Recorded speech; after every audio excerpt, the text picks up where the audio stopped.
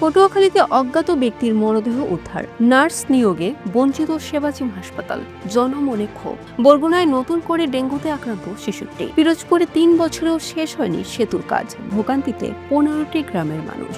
গাছ কেটে উজাড় কুয়াকাটার বন। বরিশালে পানি দিয়ে চলছে ক্লাস, ৩৫ বছরেও মেলেনি পাকা ভবন। বরিশালে ১১ কেজি গাঁজা সহ ২ মাদক বিক্রেতা গ্রেফতার। হতাশায় শেষ হচ্ছে ইলিশের মৌসুম, আসছে নিষেধাজ্ঞা। আসসালামু আলাইকুম। বরিশাল ডট নিউজ থেকে রাত ৯টার শীর্ষ সংবাদ, আমি ফারহানা করিম তুলি।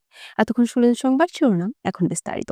পটুয়াখালীর কুয়াকাটা সংলগ্ন বঙ্গোপসাগরের গঙ্গামতী এলাকার কাউয়ার চর থেকে অর্ধগলিত অবস্থায় অজ্ঞাত এক ব্যক্তির মরদেহ উদ্ধার করেছে পুলিশ। মঙ্গলবার সকাল 10:30টার দিকে স্থানীয়দের মাধ্যমে খবর পেয়ে নৌ পুলিশ মরদেহটি উদ্ধার করে। স্বাস্থ্যখাত সংস্কার আন্দোলনের প্রেক্ষিতে বরিশাল সেবাচিম হাসপাতালে ব্যাপক পরিবর্তন এসেছে। প্রায় ১০০ খানেক নষ্ট যন্ত্রপাতি সচল করা, অবৈধ অ্যাম্বুলেন্স চক্রকে দমন, দালাল দমন, আচরণ ঠিক করা সহ অনেক ক্ষেত্রেই পরিবর্তনের ছোঁয়া লেগেছে। বরগুনায় নতুন করে ডেঙ্গুতে আক্রান্ত হয়েছেন আরও ৬৬ জন। এ নিয়ে জেলায় মোট আক্রান্তের সংখ্যা ৬,৭৪৭ জন। মঙ্গলবার বিষয়টি নিশ্চিত করেছেন বরগুনার civil surgeon doctor Mohammad Abul Fattah. পিরোজপুরের নাজিরপুর উপজেলায় গাউখালী বাজার সংলগ্ন খালে নির্মাণাধীন সেতুটির কাজ ৩ বছর ধরে ফেলে রাখায় চরম ভোগান্তি পোহাতে হচ্ছে দেউলবাড়ি দোবরা ও মালিখালী ইউনিয়নের অন্তত ১৫টি গ্রামের কয়েক হাজার মানুষকে। সংরক্ষিত বনকে ঘিরে ধীরে ধীরে গড়ে উঠেছিল পটুয়াখালীর কুয়াকাটা সমুদ্র সৈকতের পসার। বাস্তবে এসব বনাঞ্চল বিলীনের পথে। যেসব এলাকায় গাছপালা আছে সেখানেও কুঠার চালাচ্ছেন স্থানীয় কিছু লোক।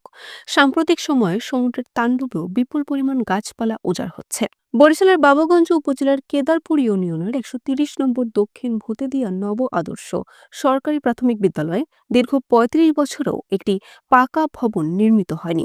বিদ্যালয়টি নিচু জমিতে অবস্থিত হওয়ায় বছরের ৬ মাসই পানি জমে থাকে। ফলে কোমলমতি শিক্ষার্থীরা জলাবদ্ধ অবস্থায় ক্লাস করতে বাধ্য হচ্ছে। বরিশালে ১১ কেজি গাঁজা সহ ২ মাদক বিক্রেতাকে গ্রেফতার করেছে পুলিশ।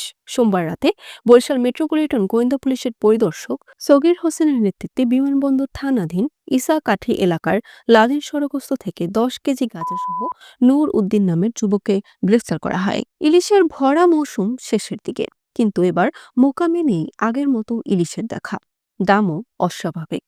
এসবের মধ্যেই অক্টোবরের প্রথম সপ্তাহে মা ইলিশ রক্ষায় আবারও ২২ দিনের নিষেধাজ্ঞা শুরু হচ্ছে। এসব নিয়ে হতাশ জেলে ব্যবসায়ী। Barishal dot news.